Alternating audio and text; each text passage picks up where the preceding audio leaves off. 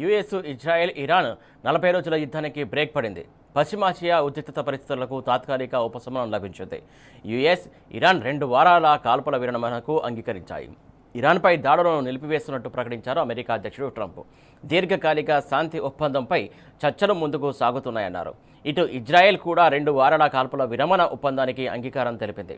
మరోవైపు ఈ cease fire చారిత్రాత్మక విజయమని, తమ షరతులను అంగీకరించడానికి ట్రంప్పై ఒత్తిడి తీసుకొచ్చామని ఇరాన్ వెల్లడించింది. ఈ విరామం కేవలం దౌత్యపరమైన చర్చల కోసమేనని, యుద్ధం శాశ్వతంగా ముగిసినట్లు కాదని తేల్చి చెప్పింది. ఇక హర్ముజ్ జలసంధి ద్వారా 2 వారాల పాటు సురక్షిత రవాణా జరగడానికి అనుమతిస్తామని ప్రకటించింది. ఇదే సమయంలో ట్రంప్ కూడా తమ సైనిక లక్ష్యాలను సాధించామన్నారు. 14 రోజుల్లో ఒప్పందం కుదరకపోతే మళ్లీ దాడులు చేస్తామని హెచ్చరించారు. మొత్తానికి మార్చి 28న ప్రారంభమైన ఈ యుద్ధానికి ఇప్పుడు తాత్కాలిక విరామం రావడం ప్రపంచానికి ఊరటనిచ్చింది. అటు ట్రంప్ కాల్పుల విరమణ ప్రకటనతో స్టాక్ మార్కెట్లు దూసుకుపోయాయి. యుద్ధ విరామం తెరుచుకుంటున్నటువంటి హర్ముజ్ దిగొస్తున్నటువంటి చమురు ధరలతో అనిశ్చితికి తెరపడింది. ఇన్వెస్టర్ల పెట్టుబడుల వరదతో దేశీయ సూచీలు భారీ లాభాల్లో ముగిశాయి. సెన్సెక్స్ ఏకంగా 2946 పెరిగి 77,563 దగ్గర ముగిసింది. ఇక నిఫ్టీ 774 పాయింట్లు పెరిగి 23,997 దగ్గర ముగిసింది ట్రేడ్ అయింది. అయితే ఇటు డాలర్తో పోలిస్తే రూపాయి విలువ కోలుకుంది.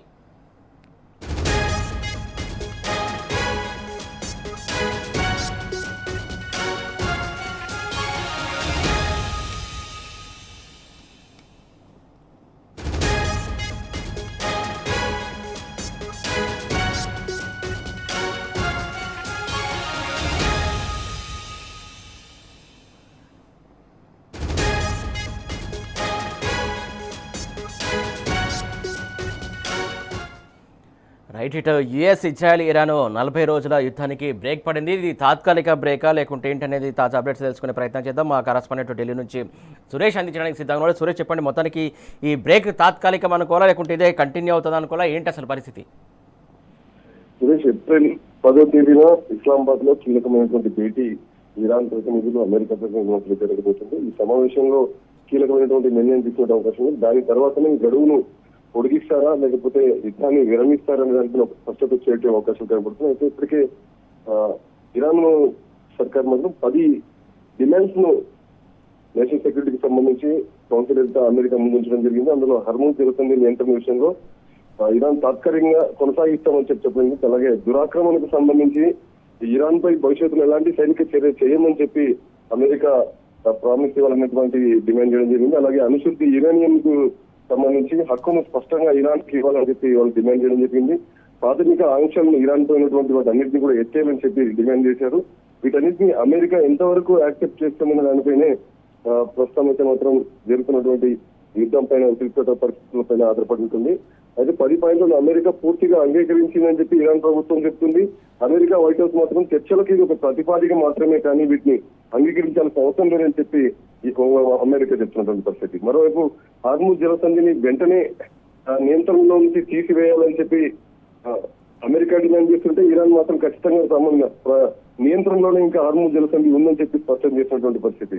మరోవైపు ప్రాథమిక, ద్వితీయ ఆంక్షల్ని వెంటనే అమెరికా ఇరాన్ పై ఎత్తివేయాలని చెప్పి ఇరాన్ కోరుతుంటే అటు వైట్ హౌస్ మాత్రం అనుపరిమితులకు బదులుగా వీటిపై చర్చలు జరుగుతాయని చెప్పి చెప్తున్నటువంటి, అంటే 2 భిన్నమైనటువంటి స్వరాలు, ఇటు ఇరాన్ చెప్తున్నది ఒకటి, అమెరికా చెప్తున్నది. మరి చర్చల్లో ఎంతవరకు సరిహద్దు దానిపైన ఆధారపడి భవిష్యత్తులో యుద్ధ విరమణ లేకపోతే యుద్ధాన్ని కొనసాగింపదమైన స్పష్టత వస్తుంది.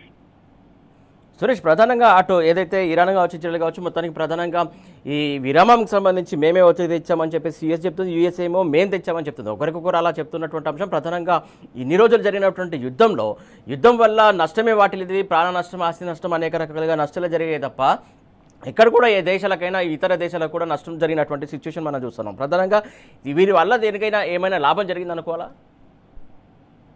ఈ యుద్ధం కారణంగా ఆర్థిక నష్టపరిహారం చెల్లించాలని చెప్పి కూడా డిమాండ్ చేస్తుంది ఇరాన్ ప్రభుత్వం అమెరికాని.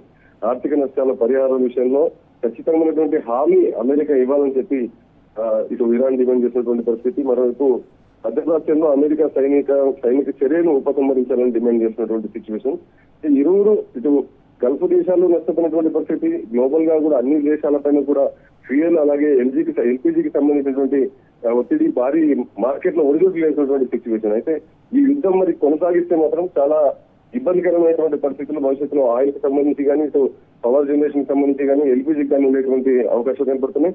మరోవైపు అమెరికా ఇప్పటికే $100 బిలియన్ యుద్ధం కారణంగా ఖర్చు చేసింది. మరోవైపు ఇజ్రాయెల్ ఇరాన్ పై చేసిన దాడుల కారణంగా గల్ఫ్ మొత్తం కూడా ఉద్రిక్త పరిస్థితుల కారణంగా అక్కడ టూరిజం కానీ ఇన్ఫ్రాస్ట్రక్చర్ కానీ జరుగుతున్నటువంటి డెవలప్మెంట్ అంతా కూడా ఆగిపోవడంతో తీవ్ర ఆర్థిక సంక్షోభం గల్ఫ్ లో ఉన్నటువంటి పరిస్థితి. అయితే ఏప్రిల్ 10వ తేదీన జరగబోయేటువంటి చర్చల్లో ఇరువురి మధ్య అటు అమెరికా ఇరాన్ మధ్య ఎటువంటి సరిహద్దు కుదురుతుంది, ఒమాన్ అటు ఇస్లామాబాద్ పాకిస్తాన్ సంబంధించిన వాళ్ళు ఈ సరిహద్దు విషయంలో ఎంతవరకు సఫలీకృతమవుతారో చూడాల్సి ఉంటుంది. సురేష్, ముఖ్యంగా ఏదైతే ఇరాన్ కోరినట్టు ఖచ్చితంగా ఏదైతే ఆస్తికి సంబంధించి నష్టం కావచ్చో ఆ నష్టాలకు సంబంధించి ఏదైతే వాళ్ళ డిమాండ్లకు సంబంధించి యుఎస్ తలొక్కుతుందా, లేకుంటే ఖచ్చితంగా యుఎస్కి సంబంధించి అటు పాజిటివ్గా వాళ్ళకు ఉండే అవకాశం ఉందా, లేకుంటే మళ్ళీ యుద్ధం వైపు వెళ్ళే అవకాశం ఉందనుకోవాలా? ప్రస్తుతం జరుగుతున్నటువంటి పరిణామాలు చూసుకుంటే ఇకపై యుద్ధం తాత్కాలికంగా వాయిదా పడుతున్నటువంటి పరిస్థితుల్లో ఉంది. దీంతో ఇటు ఇరాన్ ఉద్రిక్తతల కారణంగా భారత్ మార్కెట్ లో కూడా ర్యాలీ మొదలైనటువంటి పరిస్థితి. ఈ రోజు 2,800 పాయింట్లు ఎగిసి నిఫ్టీ 24,000కి దాటినటువంటి పరిస్థితి. RBI వడ్డీ రేట్లు కూడా యథాతథంగా ఉన్నటువంటి పరిస్థితి. అయితే యుద్ధం మాత్రం అమెరికా అనుకుంటే కాదు ఆగేది. ఖచ్చితంగా ఇరానే దానిపైన ఫుల్ స్టాప్ పెడుతున్నా కామాలి దానిపైన ఇరాన్ ప్రభుత్వం ఇప్పటి వరకు కామెంట్ చేస్తూ వస్తున్నటువంటి పరిస్థితి. అయితే ఒమాన్ ఇస్లామాబాద్ సయ్యద్గా ఈ చర్చల్లో ఎంతవరకు సఫలీకృతమైనదో చూడాల్సి ఉంటుంది. ఇరాన్ మాత్రం ఖచ్చితంగా తమ డిమాండ్స్ ను నెరవేరిస్తే తప్ప యుఎస్ తో అలాగే గల్ఫ్ దేశాలపైన దాడులను ఆపే ప్రసక్తి లేదని చెప్తున్నటువంటి సిచ్యువేషన్. అయితే డిప్లొమాటిక్ గా జరగబోయేటువంటి చర్చల్లో ఎటువంటి నిర్ణయం తీసుకోబోతుంది అమెరికా అనే దానిపైన ఆధారపడుతుంది. అయితే అమెరికా యుద్ధం ఆపినా ఇరాన్ యుద్ధం ఆపే పరిస్థితి లేదని చెప్పి డిమాండ్ చేసినటువంటి పరిస్థితుల్లో భవిష్యత్తులో జరగబోయేటువంటి చర్చలు ఎంతవరకు సఫలీకృతం దానిపైన ఆధారపడి ఉంటుంది. Suresh, thank you Suresh.